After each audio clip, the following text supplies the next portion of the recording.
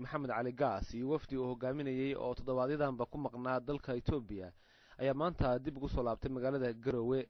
madaxweynaha iyo wafdigiisa ayaa waxaa garoonka diyaaradaha ee magaalada Garowe ku soo dhaweeyay madaxweyne ku-xigeenka Puntland iyo xubno ka tirsan golayaasha maamulka. haddaba madaxweynaha oo saxaafadda kula hadlay madaxtooyada Garowe ayaa ka warbixiyay safarkii uu ku tagay dalka Itoobiya iyo waliba waxyaabaha ay ka wada hadleen. waxaana uu xusay in waxyaabaha ay ka wada hadleen uu ka mid ahaa dhanka ammaanka iyo waliba iskaashi buuxa oo dhex mara Itoobiya iyo Puntland. kabacdina oo socotaan waxaan u gudubnay magaalada Jigjiga oo aan soo booqnay dawladda deegaanka Soomaaliyeed ee Itoobiya oo aanu iyana muddo la bariyan la soo joognay.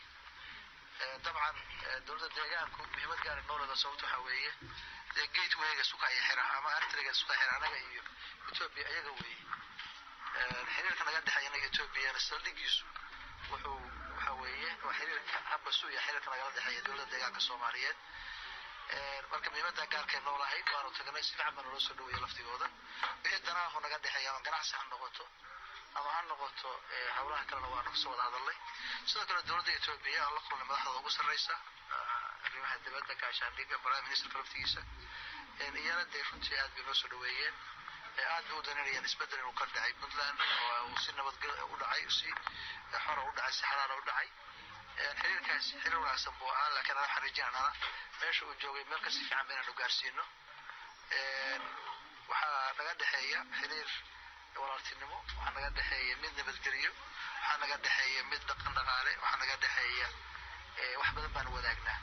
marka muhiimaddu waxay ahayd casuumadan oo helnaa waadni meesha inta la xoojiyo cadow mid ayaanu leenahay waa garanaysaan cadowgaas midka ahi waxaanu u baahanay inaan ka yeelano istiraatiijiyad midaysan oo ku wajahan laftigiisa dhibtiisa si la isaga xakameyn lahaa.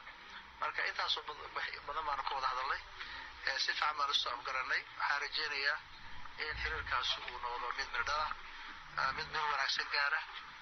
safarka uu madaxweynaha Puntland ku aaday dalka Itoobiya ayaa noqonaya safarkiisii ugu horeeyay ee uu dalka dibadiisa ku aado tan iyo markii 8 bishii January loo soo doortay inuu noqdo madaxweynaha Puntland.